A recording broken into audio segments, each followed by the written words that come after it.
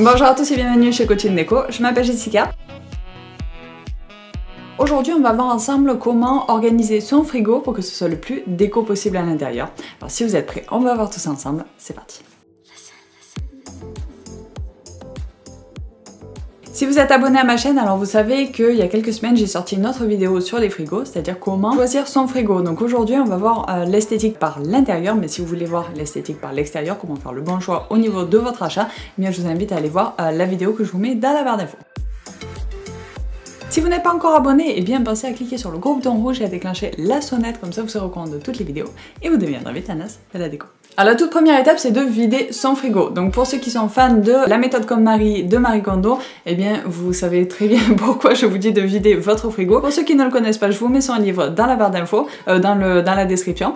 Mais en tout cas voilà, je vous conseille vraiment d'aller le lire. Et vous explique comment faire le tri dans vos affaires et comment retrouver un intérieur sain avec uniquement des choses qui vous mettent en joie. Donc voilà, je vous mets le lien dans la description, pardon. Et je vous invite vraiment à aller le lire si vous ne l'avez pas encore lu. Donc revenons à nos frigos. Donc déjà, il faut tout enlever de votre frigo, que ce soit dans la porte ou sur les étagères, même dans le bac de dessous. Nettoyez tout ça, nettoyez tous les produits qui ont peut-être coulé, faites le tri, regardez un petit peu les dates, s'il y a des choses qui ont dépassé, hop, on dégage tout ça. Il faut repartir sur de bonnes bases. Ensuite, il faut catégoriser. Donc une fois que vous avez vidé votre frigo, vous allez compartimenter tous les éléments que vous avez dans différentes sections. Donc si vous n'avez pas l'habitude de séparer, de compartimenter un petit peu votre frigo, c'est vraiment le moment de vous y mettre. Donc séparez bien les produits laitiers, des légumes, etc., etc. Bon, bien sûr, il y a certains frigos qui vous mettent la petite étiquette sur le côté pour vous dire, bon, ben, mettez vos produits laitiers ici, mettez vos légumes tout en bas, mettez votre viande, votre poisson ici, etc. Alors une fois que vous avez séparé vos aliments, il va falloir les compartimenter dans votre réfrigérateur. Donc si vous n'avez pas vraiment de méthode pour l'instant pour compartimenter tout ça, eh bien moi je vous propose de partir vraiment sur quelque chose de très très simple, comme ça vous allez pouvoir garder cette méthode sur le long terme, parce que si on part sur quelque chose de trop compliqué, ça va pas être viable sur le long terme, ça va se mélanger, ça va vous énerver et vous allez tout laisser tomber. Donc partez sur quelque chose de simple. Nous ce qu'on a fait c'est que, bon on a un frigo top, hein, donc c'est très petit, après adaptez ça par rapport à vos besoins aussi. Les légumes tout en bas, fruits et légumes en bas, ensuite les produits laitiers tout en haut et entre tout ce qui doit être consommé rapidement et tout ce qui peut attendre un petit peu. Donc dans la section ce qui peut attendre un petit peu, c'est bien sûr les éléments qu'on vient d'acheter, par exemple les pâtes feuilletées, ce genre de choses.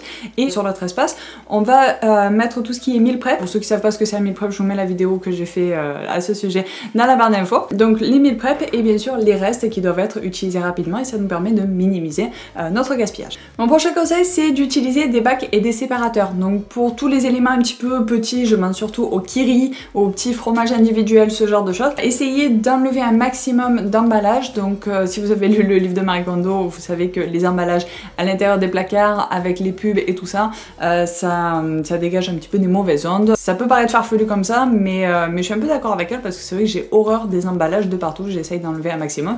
Et en plus, les emballages, ça fait consommer un petit peu plus votre frigo. Alors vous allez me dire, on va le mettre dans un bac, ça va consommer quand même, mais au moins c'est un emballage neutre, donc c'est mieux. Donc essayez de trouver un emballage qui correspond à vos besoins. Donc nous on mange pas mal de kiri, c'est voilà, on est retombé en enfance, on mange pas mal de kiri, donc j'ai un petit bac transparent pour mettre tous mes kiri et au moins j'ai pas 50 paquets de kiri avec l'étiquette bleue là dessus qui m'énerve. Donc voilà, trouvez ce qui vous correspond, essayez de séparer aussi vos fruits et légumes, vous allez voir ça se conserve mieux quand c'est séparé, quand ils sont pas tous ratatinés les uns sur les autres, laissez-les respirer. Donc voilà, des petits séparateurs pour vos fruits et légumes. Si vous consommez pas mal de soda, ce que je vous conseille pas, essayez de compartimenter vos canettes pour pas que ça roule dans tous les sens et que ça mette le bazar dans votre frigo, ce genre de choses. Ensuite, je sais plus si on est au 3e, 4e conseil, bref, l'idée c'est de nettoyer tout ce que vous mettez dans votre réfrigérateur. C'est-à-dire si vous venez de faire vos courses, vous êtes allé au marché par exemple, vous avez pris plein de fruits et légumes, nettoyez-les. Donc moi j'aime bien les nettoyer au bicarbonate pour enlever un maximum de pesticides.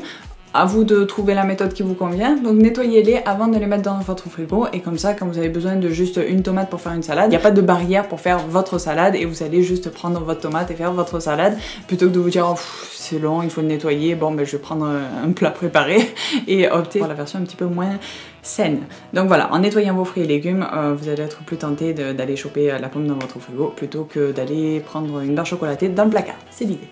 Mon prochain conseil revient un petit peu, enfin rejoint un petit peu l'idée que je vous ai présentée tout à l'heure, c'est de mettre le vieux devant. Dès que vous faites vos courses, pensez à faire la rotation, à mettre ce que vous venez d'acheter derrière et ce qui doit être utilisé rapidement devant. Donc nous avec le système d'étagère uniquement pour ce qui doit être utilisé rapidement, ça permet justement de simplifier cette idée-là, mais c'est quand même important de faire la rotation. Je pense surtout au bac à Kiri, voilà, on va rester sur cet exemple-là. Pensez à mettre les nouveaux dessous et les anciennes dessus, parce qu'il n'y a pas de date sur les Kiri individuels. Enfin, je crois pas.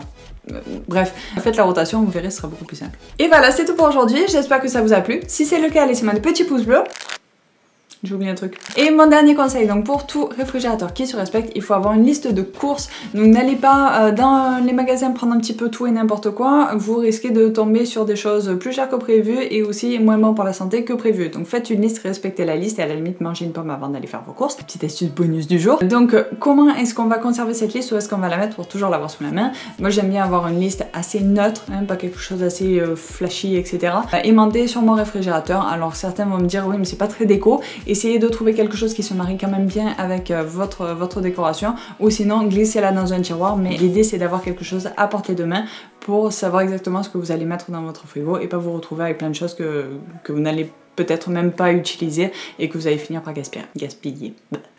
Et voilà, c'est tout pour aujourd'hui, j'espère que ça vous a plu. Si c'est le cas, laissez-moi des petits pouces bleus. Dites-moi ce que vous pensez un petit peu de cette vidéo, laissez-moi des commentaires. Si vous avez des questions, surtout n'hésitez pas à me les poser en dessous de cette vidéo, je me ferai un plaisir de vous répondre comme d'habitude. Pensez à vous abonner si c'est pas encore fait, donc cliquez sur le gros bouton rouge et déclenchez la sonnette, comme ça vous serez au courant de toutes les vidéos et vous deviendrez vite un as de la déco. Si vous ne connaissez pas encore le site, donc c'est www.coachingdeco.org, il y a plein d'astuces et de conseils en déco là-bas pour vous, il y a une partie blog avec des articles, il y a des vidéos, bref, je vous laisse découvrir tout ça là-bas. Ben voilà, pensez à bien analyser avant de faire cette tête d'essai et je vous dis à très vite pour de nouvelles vidéos.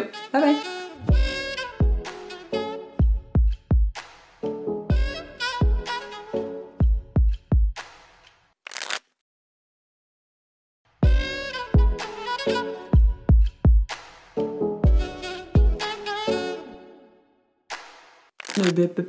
De méthode frigo.